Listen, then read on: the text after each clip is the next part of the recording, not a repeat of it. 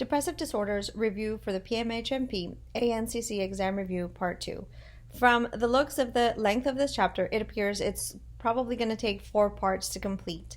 And now I do see why they held back on only listing medications, because as I look into the rest of this chapter, they have dove back into the antidepressant medications, all of the classifications, and what disease processes could be treated with each type of medication. So I'm really glad about that. So I'll just break this up into 4 parts. So this will be part 2. Incidence and demographics.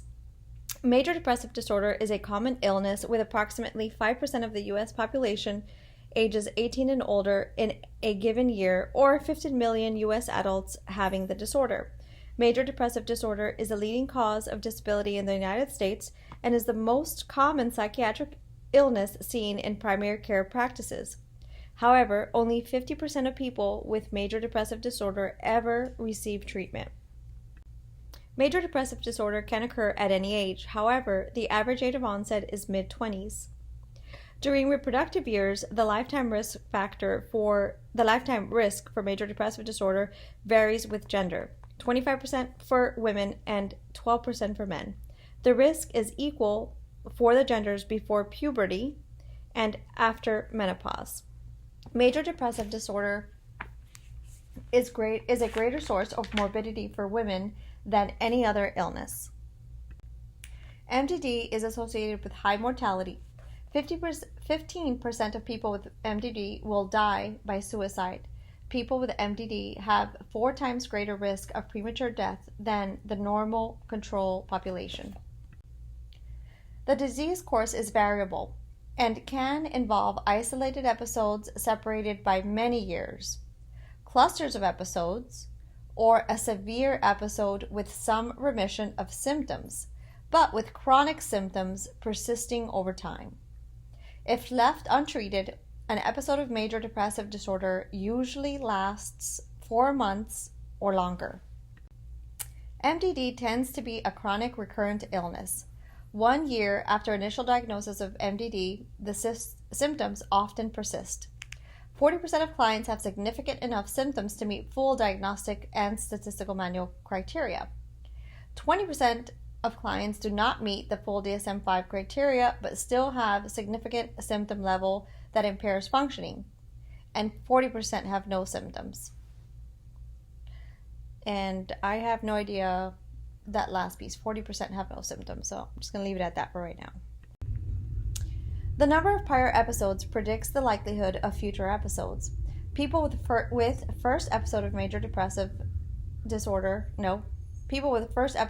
depression have approximately 60% of risk of experiencing a second episode. People experiencing a second episode have approximately 70% risk of experiencing a third, and people experiencing a third episode approximately have 90% risk of experiencing a fourth. So it goes first episode 60%, then the next one you get 70% risk of experiencing it again, and third you have 90% risk. So it goes 60, 70%, 90%. Risk factors are genetic loading, family history, especially a first-degree relative. Other risk factors for developing major depressive disorder is a prior episode of MDD, female, gender, postpartum period, medical comorbidity, single marital status, and significant environmental stressors, especially multiple losses. Prevention and screening. Provide at-risk family education. Provide community education to help reduce stigma, to convey signs and symptoms of the illness, and to emphasize the treatment potential for control of symptoms. Provide significant screening efforts to help recognize, intervene, and initiate treatment early. Provide healthcare provider education to facilitate early recognition and effective treatment, and teach that significant and protracted prodromal symptom period usually is noted before the full onset of the illness. Assessment of major depressive disorder.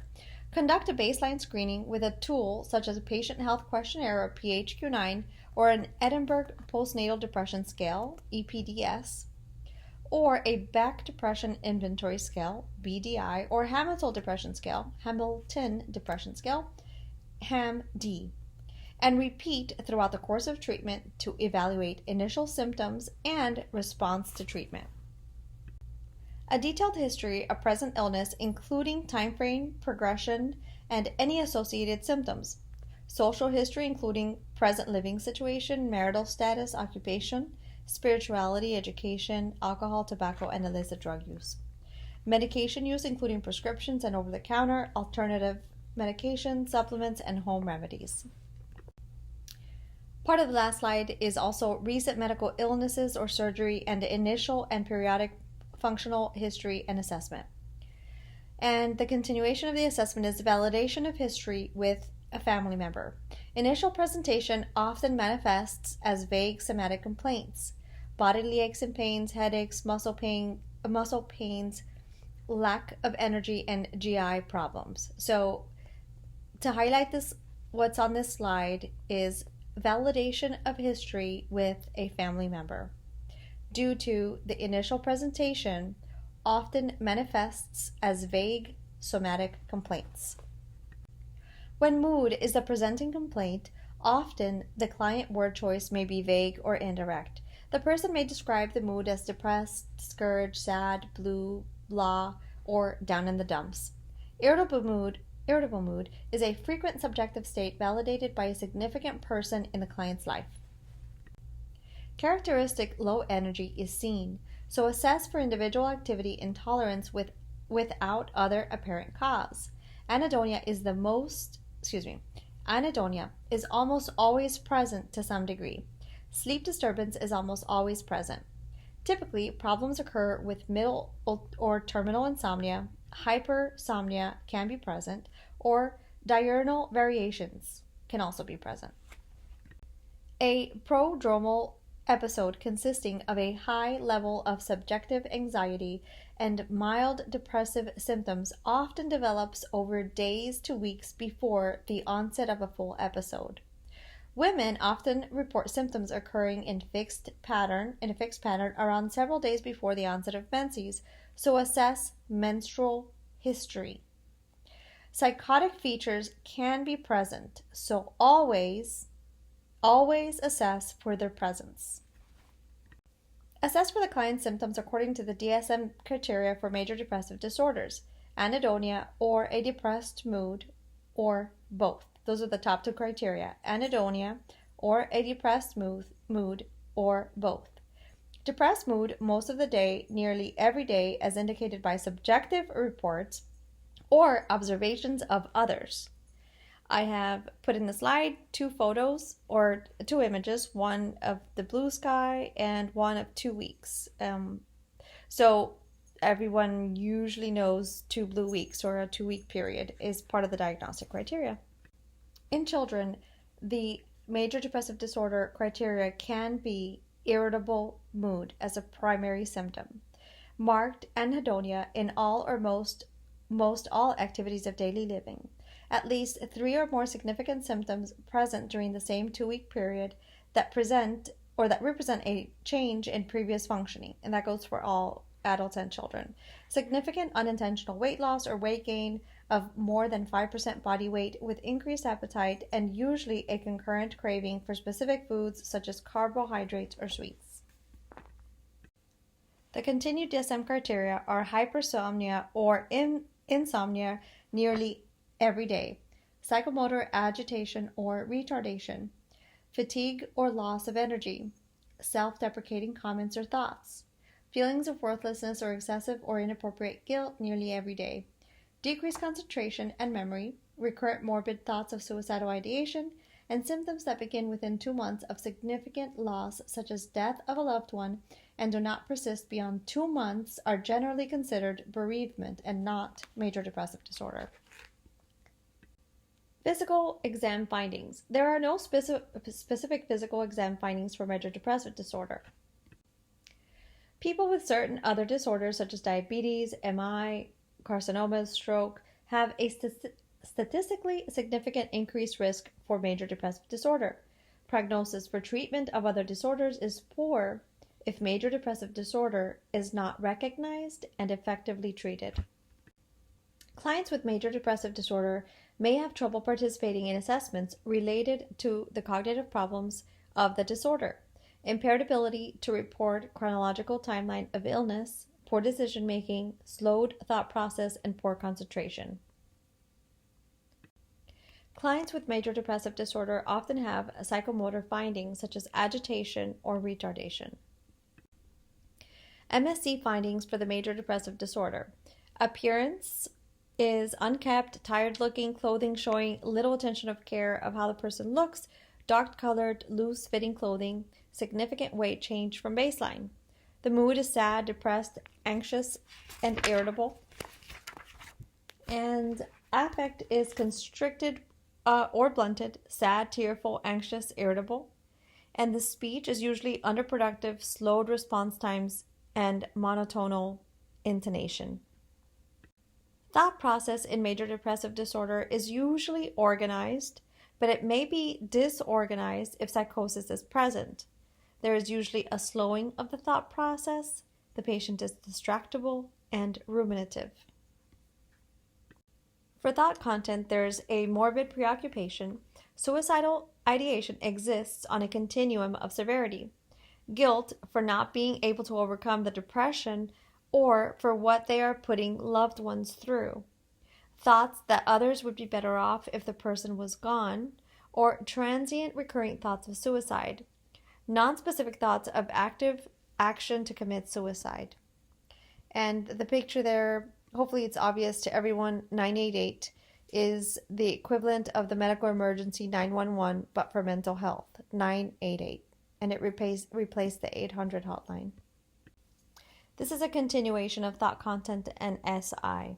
So specific plan for committing suicide, specific plan with a timeline for completion, specific time, so we're assessing for all these things, right? So specific plan for acquisition of the means to carry out the plan, desire to give up or struggle, to give up the struggle or attempt to end significant emotional pain, lack of any visible options for dealing with stressors, hopeless, helpless, anger and frustration with poor impulse control.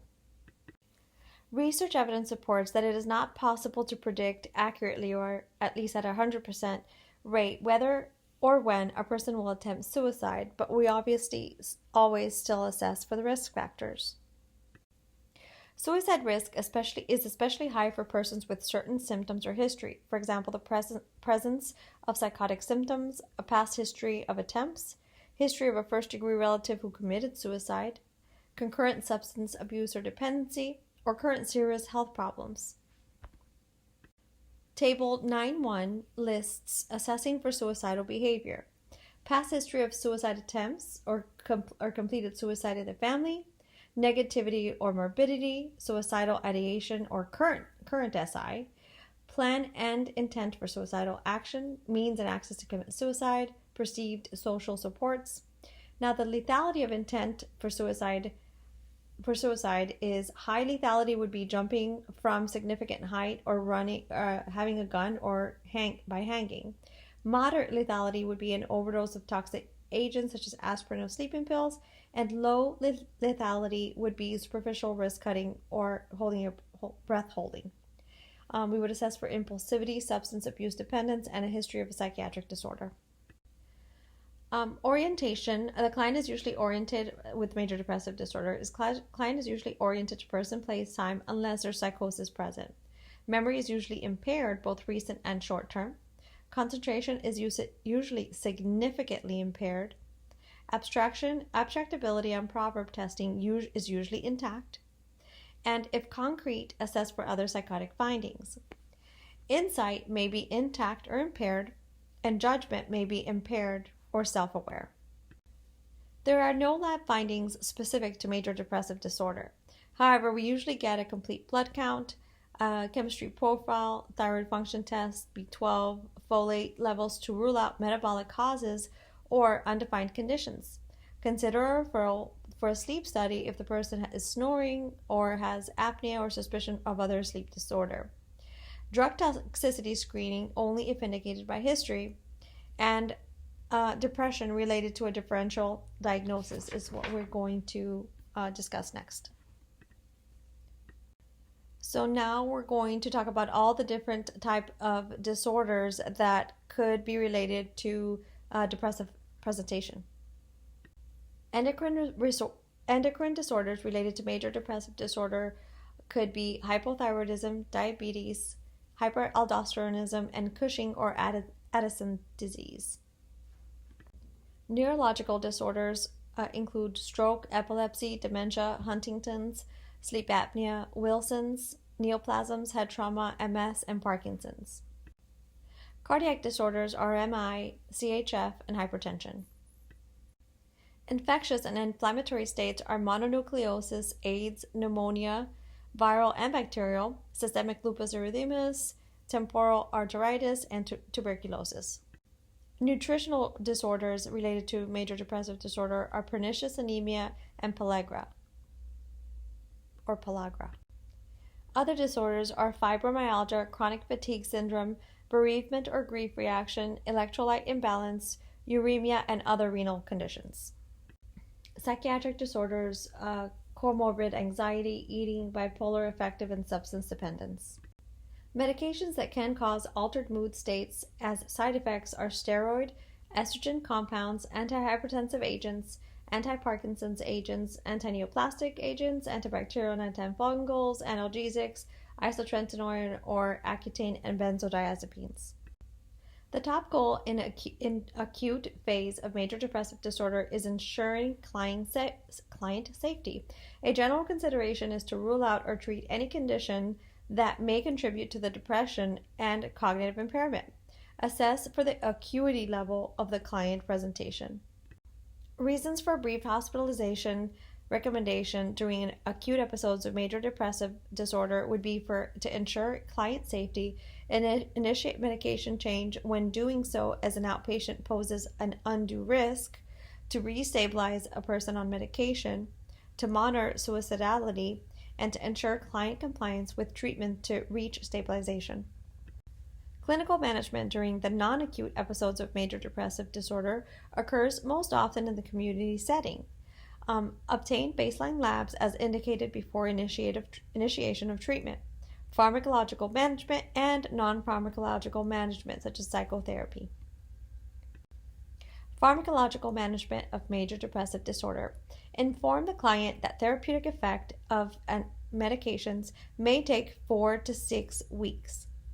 Once started, continue antidepressants for a minimum of 6 to 12 months. If the client has had more than 2 prior episodes of major depressive disorder, so more than 2, consider continuing antidepressants indefinitely. Not all symptoms of major depressive disorder will respond to pharmacological interventions. Identify clear, measurable target symptoms and educate the client about these symptoms. Research has found that the most effective intervention is a combination of medications and psychotherapy. Antidepressant rebound is common when stopping antidepressants abruptly, particularly when drugs with short half-lives are involved. Paxil is one with short half-life. Antidepressants may induce mania or mixed mania in susceptible persons. All antidepressants, so that's all antidepressants, have a black box warning regarding suicidality for children and adolescents and also young adults. Black box warning, suicidality. So it turns out this chapter is quite long, and now I see why the medication section initially just listed the medication without going into them, because we are now going to dive into the specific depression medications, what exact conditions they are used for, and a lot more details about the meds. So that's what we're going to do probably in part 3, and I am anticipating there will be a part 4 as well. So that's the end of this section.